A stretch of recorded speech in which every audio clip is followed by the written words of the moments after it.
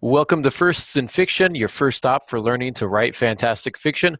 I'm your host, Aaron Gansky, author of The Bargain, The Hand of Adonai series, Who is Harrison Sawyer, Heart Song, and a bunch of other books.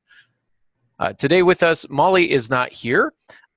She got called into work at the last minute because of pesky day jobs, so we'll shake our fist in anger and we will do our best to get through these next couple of casts without her, but we wish her well. We're joined today again by Tessa Emily Hall. Tessa. Hello. Hi. So I am Tessa Emily Hall, and I am a YA author, and I work in publishing as an associate agent and acquisitions editor for young adult fiction. And we are joined again by Tina Yeager, who has graciously agreed to join us. Tina, why don't you introduce yourself? I'm excited to be here. I'm an author and speaker, and I'm also now a podcast host. And I publish Inspirations Online, a devotional by writers and for writers. And I have a new book coming out in July with New Hope Publishers called Beautiful Warrior, which we are excited about. We mentioned very briefly this new podcast endeavor that you're jumping into. Why don't you just share with our listeners a little bit about what that is and how they can find it? My new podcast is called Flourishment, and that's flourish-MEANT, and that's to live your life as you were meant to and flourish. It's going to be tips like life coaching, inspirational, motivational tips on how to live well and stay inspired. Cool. Yeager Podbean is where it's hosted. You can also find it on my website, tinayeager.com.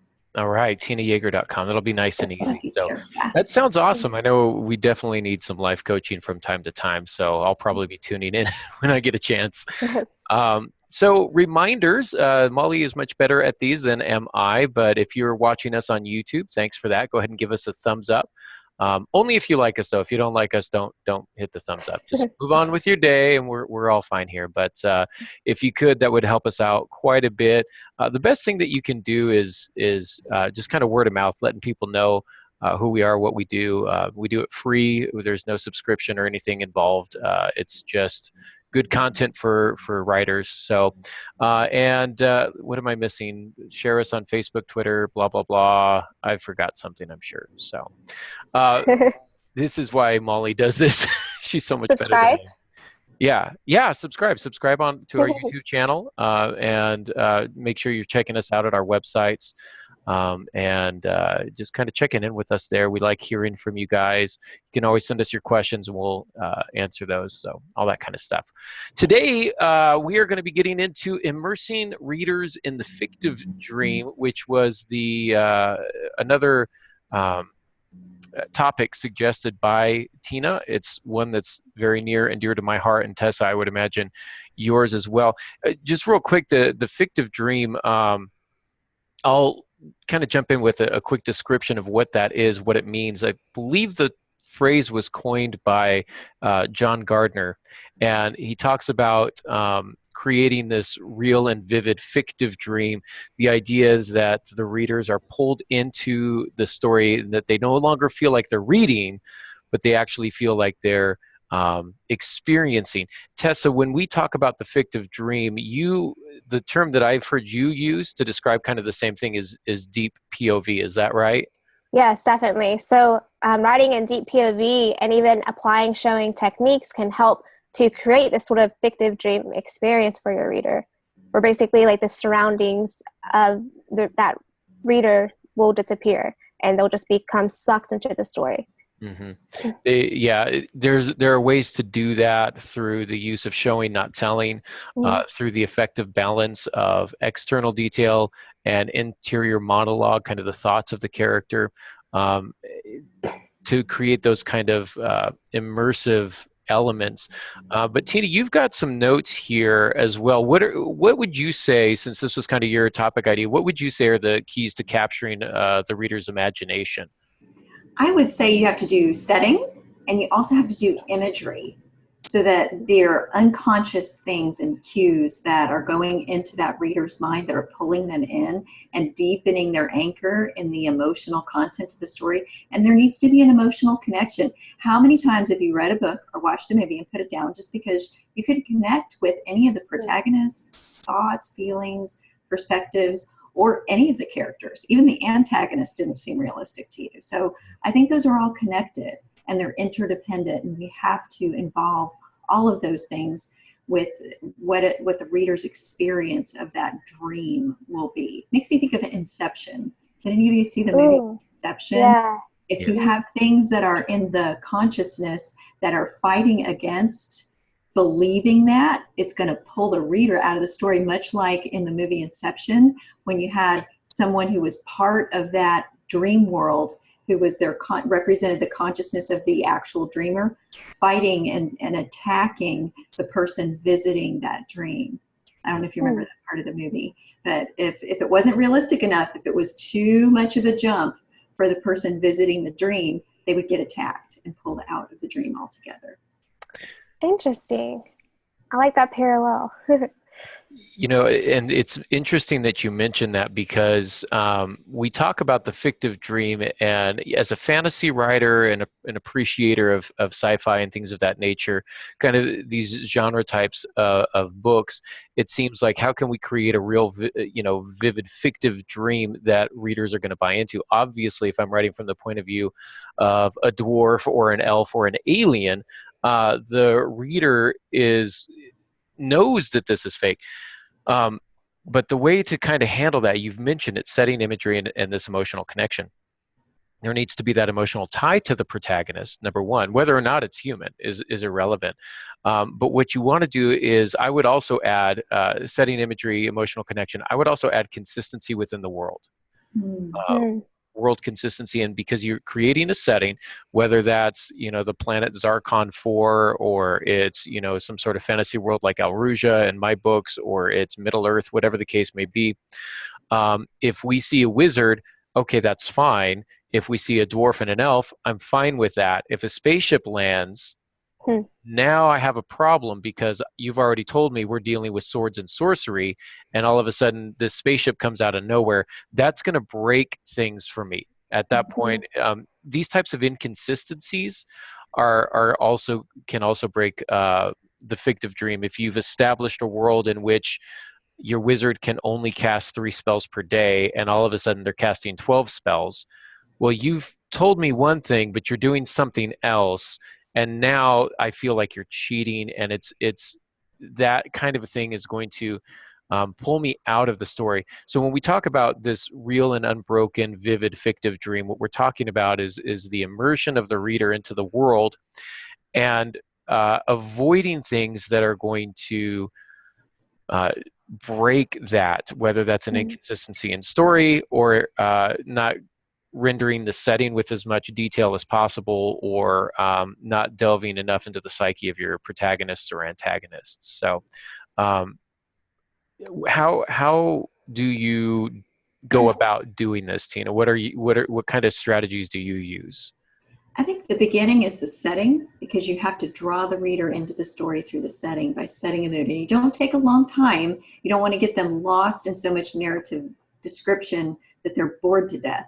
But you need to set some mood altering sort of, I guess that sounds really explicit to say mood altering, to actually just kind of with the colors, the light, all kinds of unconscious elements that are going to make that reader feel the setting. If it's creepy, you want to make sure that you're writing a horror. If it's creepy and you're writing a romance, then you've set the wrong mood. So you need to pull the reader into the genre and make the setting into a character. If the setting is its own character, that's a very powerful way to pull that reader into the story at the very beginning. And I especially love whenever I can read books that have description woven into scenes in a way that doesn't slow down the pace of the story, because it contributes to that feeling of me actually being the character, or being right there in the scene with the character.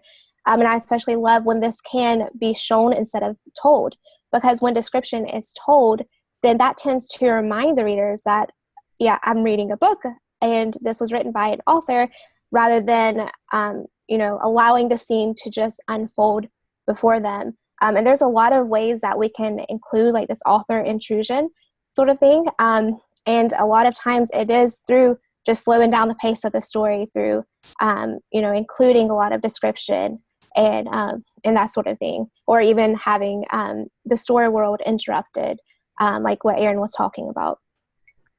You know, I'm thinking, Tessa, of your deep POV and some of the things that you teach in that class. And we're talking about detail, we're talking about imagery and showing rather than telling. I do think that it is possible to show too much. And Right. really what I think it boils down to is you have to kind of keep in mind that you're describing things from the perspective of your character, whatever POV character you're writing from, which means the details that we should get should be important and relevant to this character. These are things that the character is noticing. When the character starts to notice things that they ordinarily wouldn't look at, I find that to be distracting. And I'll give you kind of an example, and I notice this a lot with new writers, and I actually notice it quite a bit in the YA market. In even some best-selling books, I've noticed it, and so I won't pick on them. But this idea of I look into the mirror at my blue eyes and notice, you know, how long my eyelashes are. And now, if your character is kind of vain, or he or she is getting ready for a dance, or they're they're kind of putting on some sort of disguise, and they want to make sure, that's fine, because then they're going to be looking at those things. Right. But if it's just kind of, I walk down the street with my unusually long legs and gaze down at the tattoo on my wrist, and it's like, that just seems like it's thrown in, like it's not natural. And at that point I go, oh, I'm reading a book here and this author is trying to convey information to me. That to me comes across as telling rather than showing. And so when we do provide that imagery in the setting, what we want to do is we want to make sure that it's also appropriate to the character's perspective. Right. Yeah, and that again can be accomplished through writing in that deep POV. And when you include like the appearance about your character, you want to make sure that it is natural to the story, because we don't just look in the mirror and naturally say, oh, I have brown hair and brown eyes and that sort of thing. And yeah, I do see that a lot in young adult fiction books, especially for some reason. And those kind of things really frustrate readers and even teen readers, because again, they just remind the reader that they're reading a book, and they kind of, we don't have that kind of connection with the character when that sort of thing happens. So yeah, that's a good point. Yeah. Unless there's a reason for them to be fighting with their physical appearance or have an impairment of some kind that deepens our connection with them. Like in Swiftly Tilting Planet, Wrinkle in Time, and all of those books, Meg was frustrated with her frizzy red hair. So we can relate with her frustration with her physical appearance, even if we're not really relating to her red hair. A reader will already insert themselves into the protagonist. If you describe them too much, they're less likely to do that. You want them to fill in some of those details. So if you provide too much, they're not deepening themselves in the dream, because it doesn't become their dream. Leave room for the reader to make it their dream. Yeah. It just needs to be believable and make sense for that character and for the purpose of the story too. And I think that's something to remember as you are trying to write, have that kind of fictive dream experience for your reader, is it has to be believable. It has to make sense. Otherwise, you're going to sort of pop that kind of fictive dream bubble and experience for your reader. So yeah. Yeah. And we've talked a little bit about the details from the perspective of the character, about physical descriptions. But we also kind of started talking about setting, and I know, Tina, you're a big advocate of using setting as character, and Tessa, same thing. So Tina, in terms of using the setting as a character, how do you do that? Well, in science fiction and fantasy and horror and the speculative fiction novels, it's really fun to create a world, but that world has an opportunity to interact with your character and your character to interact with it. And if it has a personality to it, and even in the real world, when you're not talking speculative fiction, a world like, say, Nola's world of New Orleans has a personality to it. A city has a personality. And if you can bring out that personality in the culture and allow that to interact with your characters, then it almost seems like a character in the story. And it can give you like that richness of the reader to experience the fullness of that dream. I think that's a really fun thing for a reader to go through. Yeah. You have to really research your setting beforehand too, if you really want it to come across as that way for your reader. And also unveil the setting through the character's point of view, as we've discussed in the other podcast about deep POV. Everything about the setting needs to be filtered through the eyes of the point of view character, and that will, again, to help to establish that connection with the character and also that fictive dream kind of experience. And as a therapist, I would say, think about where your character's state of mind is and what that filter is going to look like. If your character's a little bit depressed, what are they going to notice, and how will they notice it? Will they notice that there's a little light in the corner of the room, or will they notice the shadows? So what your character is noticing is going to be based on their point of view and their state of mind and their mood. And then you only highlight the details in the world according to where your character is and what they're feeling in their emotional state. And then that's going to help to convey that emotion for the reader as well. If we can include those specific descriptive details, that's going to help to highlight the mood of that scene, then the reader is going to feel that emotion too. You know, I remember in college, one of the writing prompts that was given to me by one of the best writing teachers I've ever had was we had to write a scene in which a single mom walks onto a car lot, and she needs to buy a new car, and obviously she doesn't have a ton of money. She's got the kids. I don't know, maybe it's 3 kids, maybe it's 15, whatever, you know, take your pick. But she doesn't have a lot of cash. She needs to get something practical. And so you write the scene. Here comes this, you know, salesman. You write the scene from her perspective, right? And you're looking specifically at the setting, the car lot itself. Then he had us write the same scene from the point of view of the salesman, understanding that if he didn't sell a car of a particular price tag, that he was going to lose his job. And so you describe the same car lot, the same interaction, but from the perspective of somebody who's coming from a very different place. I love that. That would be a really good practice in general to do, like to have to write a specific scene in your book from varying points of views, depending on that person's attitude and that sort of thing. I really like that. I want to do that. Yeah. I've also heard it suggested to write a scene in first person. Even if you don't intend your novel to already be like at the end first person, that helps you get that deep POV. And then I've heard that too. Person. Yeah. Or you could even write a letter from the point of view of your protagonist to someone, to maybe another character or something like that. It doesn't have to be used in your novel, probably won't be. But like you say, that's going to help establish the voice of the character, where they're coming from a psychological perspective and I guess psychiatric, is that what I'm looking for? Perspective. So one of the points that I kind of want to make with that, and we're talking about this deep fictive dream, we're talking about setting, we're talking about deep character POV, is that the two are inextricable.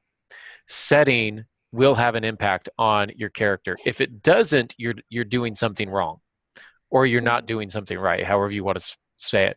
But setting has an impact on your character, and your character should have an impact on the setting. That could be the physical world. That could be an impact on the characters that surround him or her. It could be anything like that, but there is a give and a take. I use the old expression, you can take the cowboy out of Texas, but you can't take the Texas out of the cowboy. We are products of our environment, nature versus nurture. We're actually a product of both.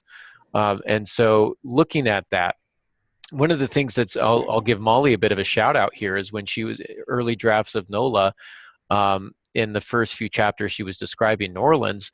And one of my critiques of her, one of my suggestions to her was, this is a really great opportunity to get kind of a 2-for-1, because you can now describe New Orleans not just in descriptions of what New Orleans is, but how it's different from where this character has grown up.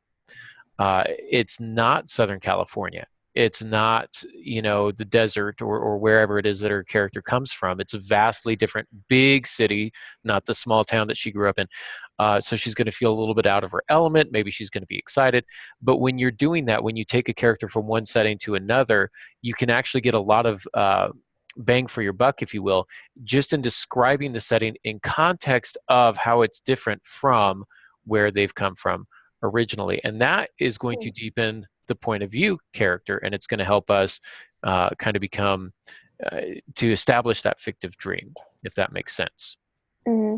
Yeah, and as you do that, keep in mind that different characters are going to walk into a room and notice different details about a specific place, depending on who they are and their background and their personality and that sort of thing. So that's just another way to just show your story again through deep POV. Yeah.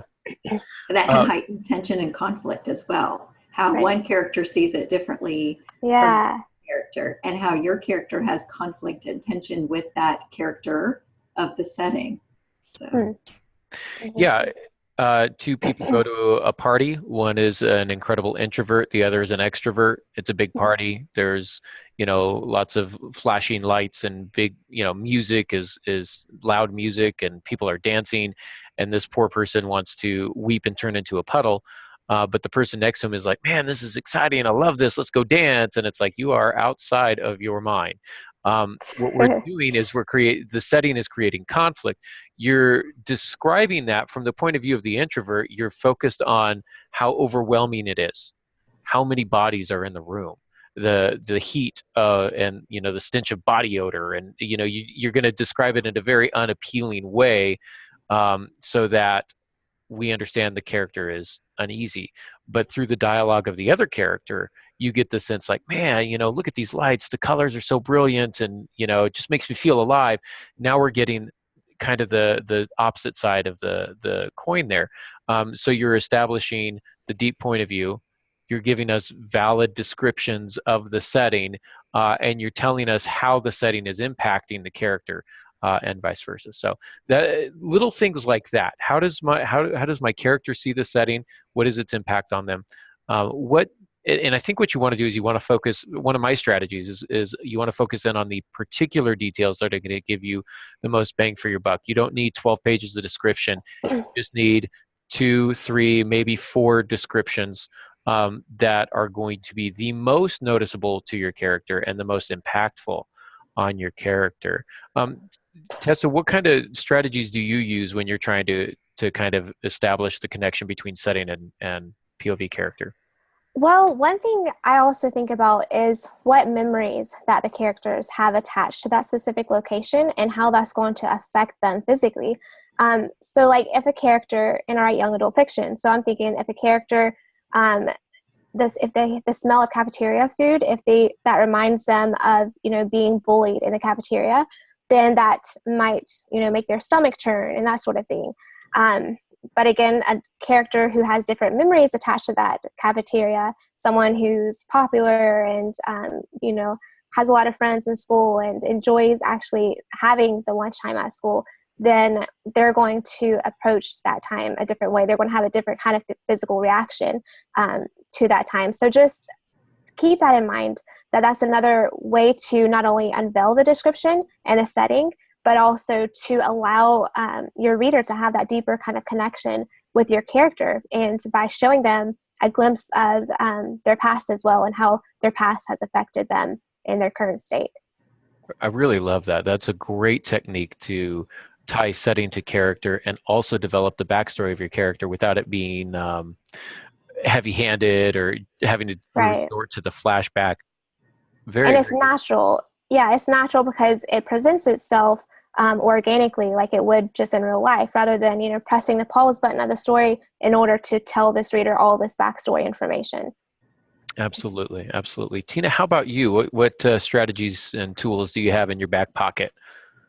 I love sensory images. I think if you use all 5 of the senses and you vary which ones you're using and then sprinkle them in like seasonings in a great dish. You don't want to dump too much in one place, and you don't want to dump too much of one thing, but you sprinkle it in through dialogue and action tags and things that the characters are doing. sometimes what a character does can indicate how they feel just as much as your description. So I like doing that. Like if your character is nervous, how would they show being nervous? Is their tick to play with their hair, to bite their lip until it almost bleeds? What's something your character would do that is natural to that character that gets your reader to feel what the character's feeling without you telling them what to feel? Absolutely. And I agree with that. We tend to, as writers, really rely on the sense of sight because we're a pretty visual species in terms of what we notice. But we describe how things look so much that a lot of times it becomes somewhat cliche and overdone and doesn't have that same impact. So as much as we're driven by sight and sound, uh, the sense of smell is one of the most powerful things, Tessa, specifically with that idea of memory. When you walk into a particular bakery and you smell the chocolate chip cookies and you're like, oh, grandma's house. You don't, I mean, you're just immediately transported from one place to another based on a particular scent or even a taste. And so those types of feelings can go a long way. They're not utilized as much. One of the things that I'm enjoying in my current work in progress is that is in the fantasy world, I'm writing from different perspectives of different species. And so some of them are not driven as heavily by sight. They're not necessarily super visual. They're a lot more driven by scents and smells.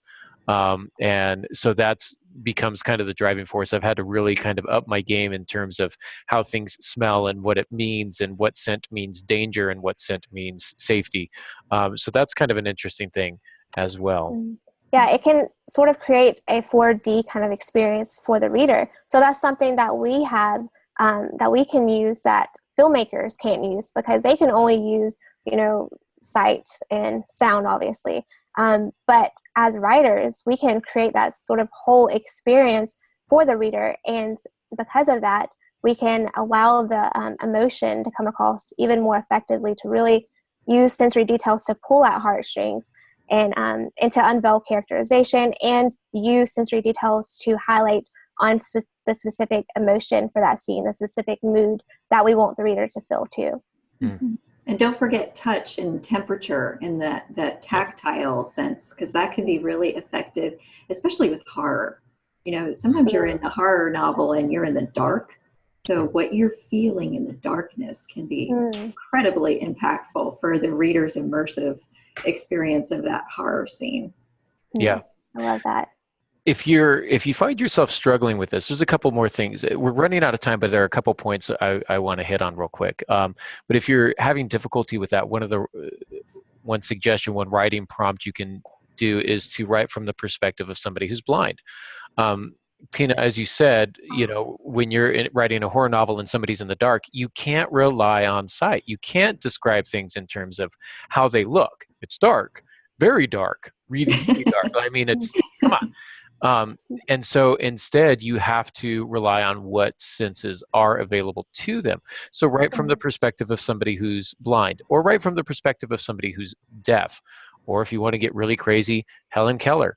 They have 3 of the 5 senses, and so you're going to have to really explain that and challenge yourself with it.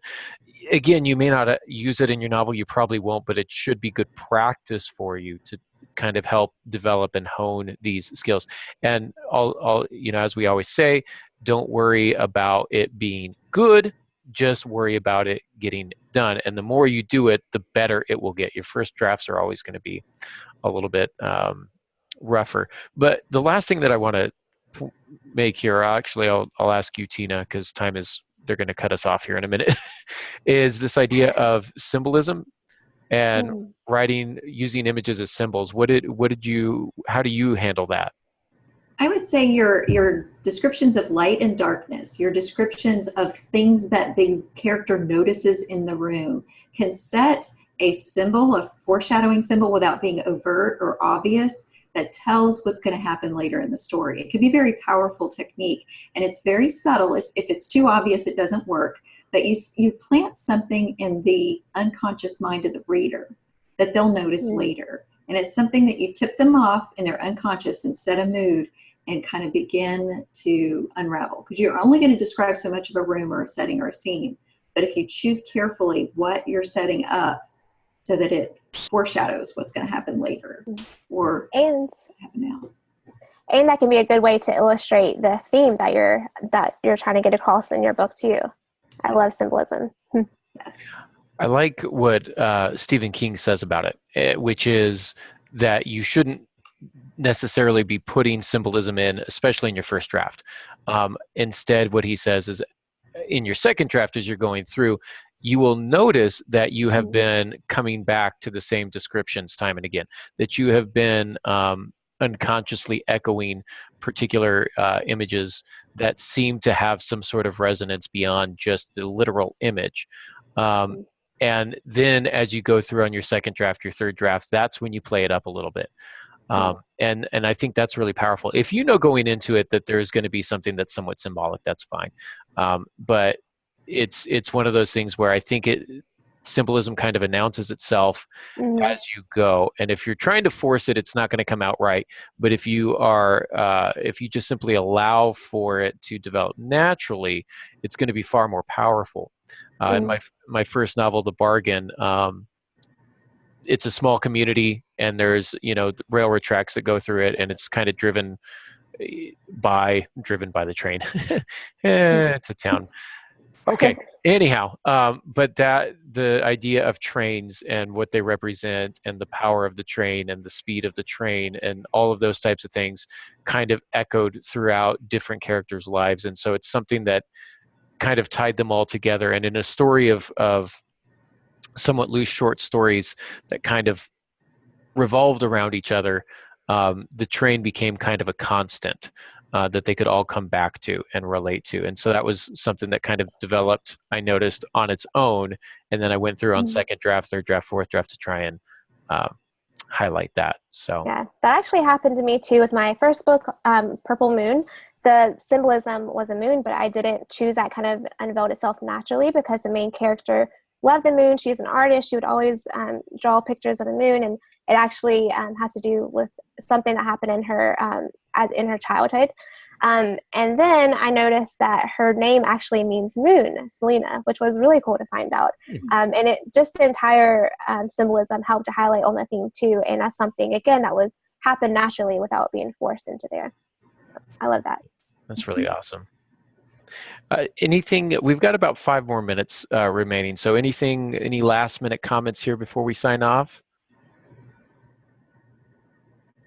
I think making sure that you're also doing visceral responses, physical tension inside the body of the character. Sometimes people, especially newer writers, can miss that. And if you know your character's emotional backstory, you can make them tense up at the right times for the right reasons in the right scenes based on where they're coming from. And that can be like if they get sick to their stomach, or if they get their throat catches and their voice is squeezed. Those kinds of things, those visceral reactions can be really powerful. Yeah, because then it allows the reader to have that kind of same reaction, and they can also recall their own memories of when they have been in that sort of situation, when they felt that kind of fear. And again, this all just comes back to really understanding your characters and understanding them so well that you know how they're going to react in a certain situation. And so just try as much as you can to develop those characters so that way you can have that kind of connection with your readers and create this sort of experience for your reader. Yeah, we have a few podcasts on that topic, character physicality and things of that nature. So go ahead and check out the archives if you're looking for something like that. Tina, that's a great point. Really good advice here. This was a fun one. So, but we are unfortunately out of time. So hopefully this was as useful for our listeners as it was for me. And if you're looking for us throughout the weeks, make sure you find us at tinayeager.com. And is it TessaEmilyHall.com? Yes, TessaEmilyHall.com. All right, just want to double check. And you can find Molly at mollyjoreilly.com, and you can find me at aarongansky.com. And again, just send us a comment here on YouTube or through one of our websites. We love to hear from you. We do get back to you guys, and we do enjoy being able to help writers. So thank you so much for listening, and until next time, good writing.